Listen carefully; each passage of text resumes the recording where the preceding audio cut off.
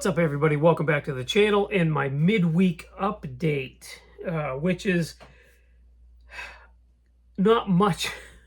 I don't have much to show you guys as far as like stuff I've gotten this week. I only got one little thing, but I do have the final on the BG Appreciation Group build that is hosted by our good friend Jeff Ciacanelli over at Jeff's Model Garage. We're in the process of starting another new kit too that I'm going to talk about. And I think, you know me, I try to have two kits going at the same time, right? And we're going to talk a little bit about that too. So to start with, the one little thing I got this week is I got this, it won't let go, Slicks decal sheet. Now this is the decals for the 1/16 scale Mickey Thompson Chevy Vega funny car. So you pretty much know what I'm building here. I'm just waiting on a very good friend of mine. We're going to do a little bit of a 1/16 scale funny car buddy build. Waiting on him to get his decals for the kit that he's going to build, and then we're going to kick that off. That's going to be really fun. This is going to be my first big scale build, and I'm very much looking forward to it. Detailing wise, I think it's going to be a lot of fun. It's going to be out of my wheelhouse and a completely new experience. I am pretty good. I mean, I have a little bit more to learn when it comes to detailing a 1/25th scale kit, right? I could do a better job with like throttle linkages and stuff like that, and I'm working on that. But on a 1/16th scale car, I can only imagine it's going to be 10 times harder to do because you're going to be able to see the details a lot more, right? So you can like trick yourself into seeing details that aren't there on a 1/25th scale car, in other words. But on a 1/16th scale car, you're not going to be able to do that. That stuff's really going to jump out. And but anyways, I'm really looking forward to building this when it comes time. I really don't know when we're going to start that because, like I said, my buddy's waiting on decals that he's ordered from STS. He's getting a custom set of decals, and I don't know how long it's going to take him to get those, so there's no real time frame on that. That might just get kind of thrown into the mix mid-year, but we'll see. Look forward to it. Anyway, that's that. So we finished the GTR, and like I said, I'm going to show you that in a few minutes, but we decided we're going to start on this kit now.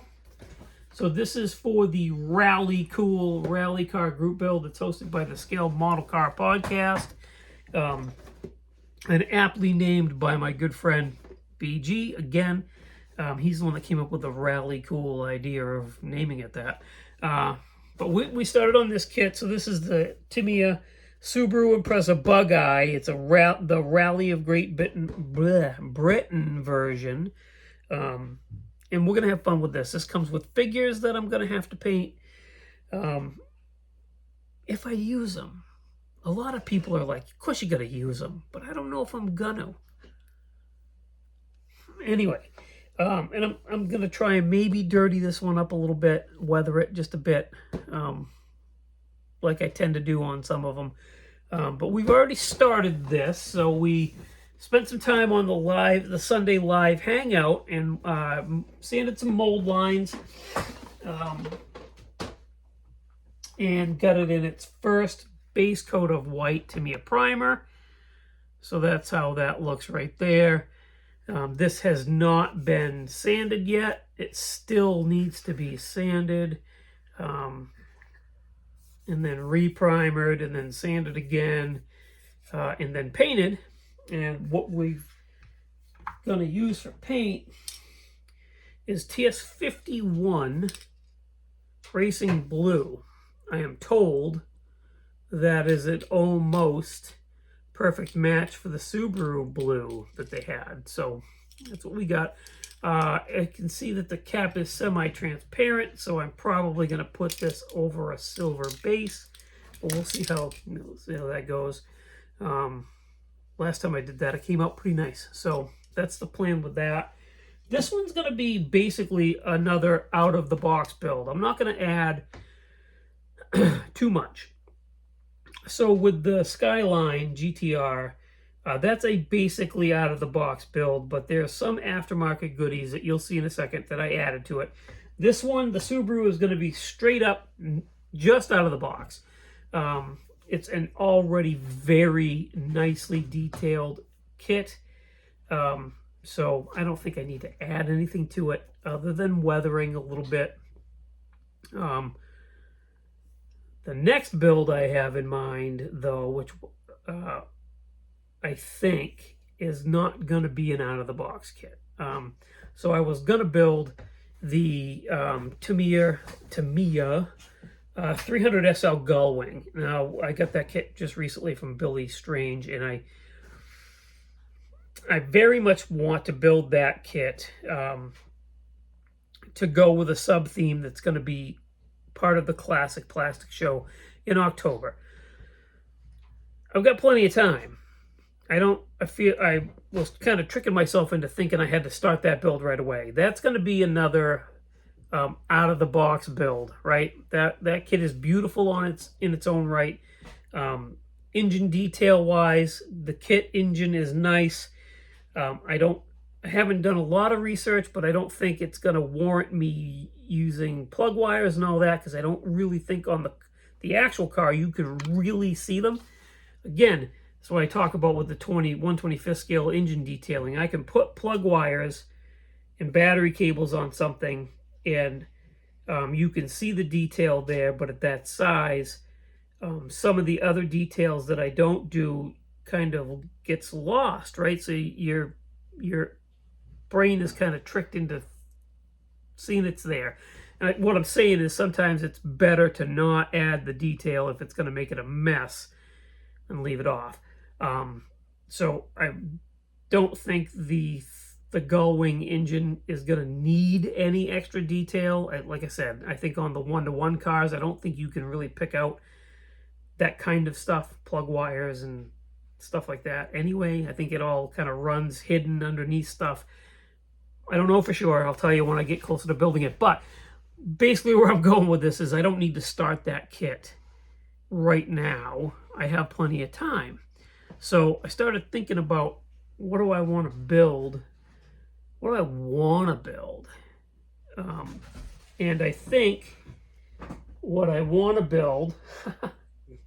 Jonesy just kicked his toy under the door and came barging in here. I think what I want to build is the new Stranger Things Blazer. And I have a very cool idea for that, which involves a lift kit and some 36-inch Super Swamper tires. We'll talk about that maybe next week when I get that out of the box and get going on that.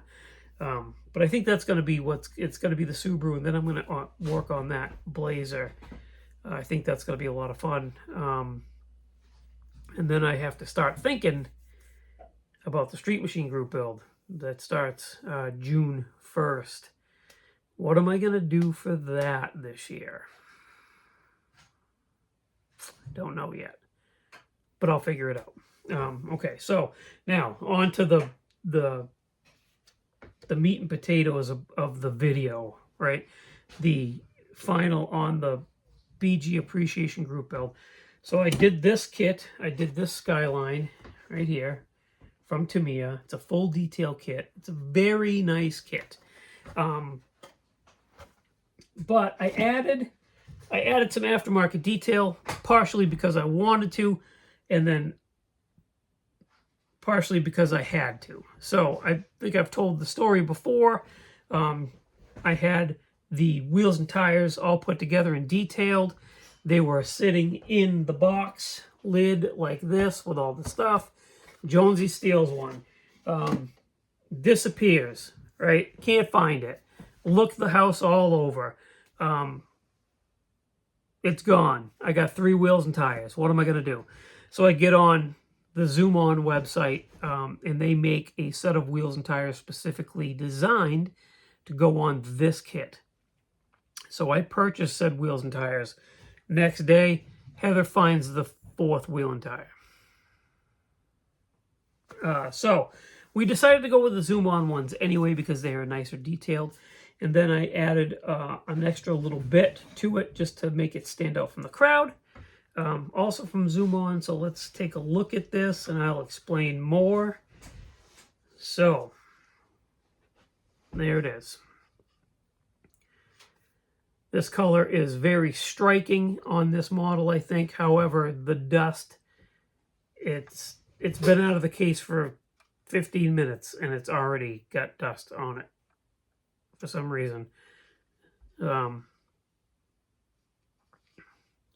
Very cool kit. Those are the Zoom On wheels and tires that are designed specifically to go on this kit. Like I said, I think they're a much nicer wheel and tire. And then the Thule box. I thought that would make this kind of stand out a little bit on the table or whatever. You don't see a lot of models with this kind of accessory added to it, so I thought that would be perfect. We would add that, and I couldn't be happier with it. I think this came out great. It's got the posable steering. The one thing that I was not happy with at first, but then after thinking about it and looking at it, it kind of grew on me, was the, for whatever reason, the wheels and tires in the back got a little bit of camber to them. But it's an independent suspension car. It's got aftermarket stuff on it. It might have a little camber anyway, so I think it looks good. I think it sits perfect. I did this model up as a car that would be driven, street driven in Japan daily and taken care of. I can't get the hood off. Hold on one second. Yeah, it's going to be weathered a little bit like it's been driven. So,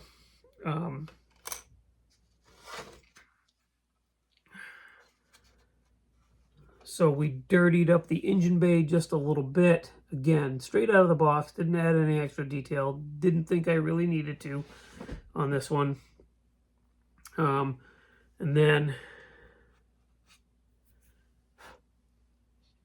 we did the same thing to the chassis. We kind of weathered that up just a little bit. Make it look a little bit worn and driven.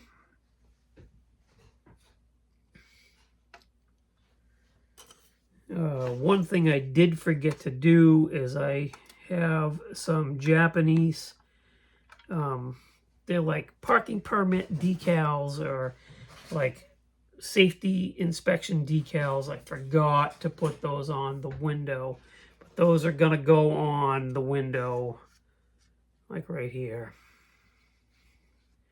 I've got to put those on there. And come on, hood.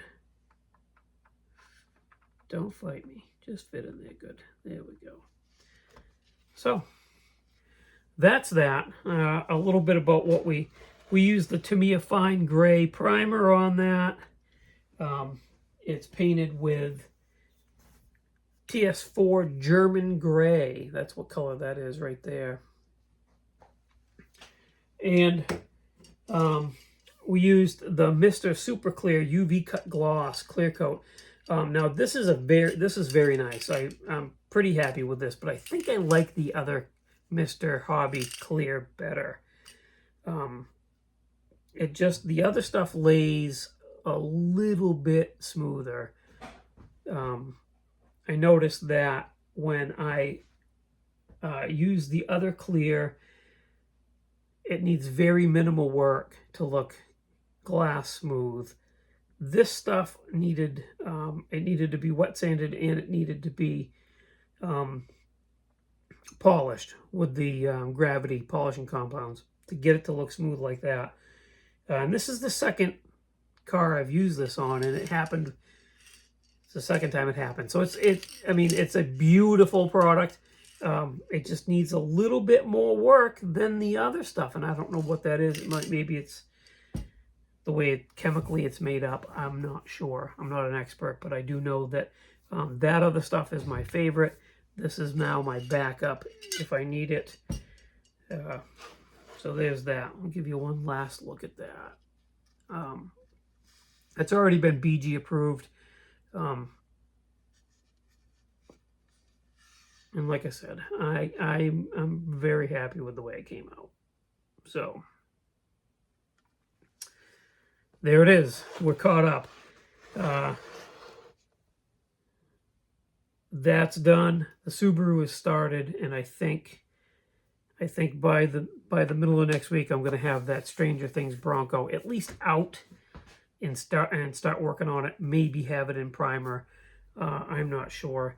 Maybe we'll do a special little extra video opening it up and showing you what's in it. I know a few people have already done that, but it wouldn't hurt to do it again, right?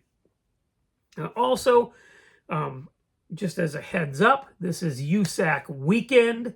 So my USAC group build final video drops midnight, March 16th. So look for that. So you're going to have an extra video snuck in there this weekend from me, which is pretty cool. I'm excited to show what I've done with this year's USAC group build. Very happy with the way it came out. And dare I say, it might be one of my favorite models of all time that I've done. So I can't wait to show you guys that. So that's it. Thanks for watching. Thanks for subscribing. As always, I want to say thank you to Mark at Hobby Nut Models. He's been a huge supporter of the channel, and couldn't do it without him. Thank you to Joel at Iceman Collections, also a supporter, and Matthew at MCV Products. All three of those guys are a immense help to my channel, and I greatly appreciate each and every one of you guys. So thank you. Go check them out. They're all linked in the description of the video. And until this weekend, that's all I got. So have a good rest of your week, and I'll talk to you on the next one. Bye.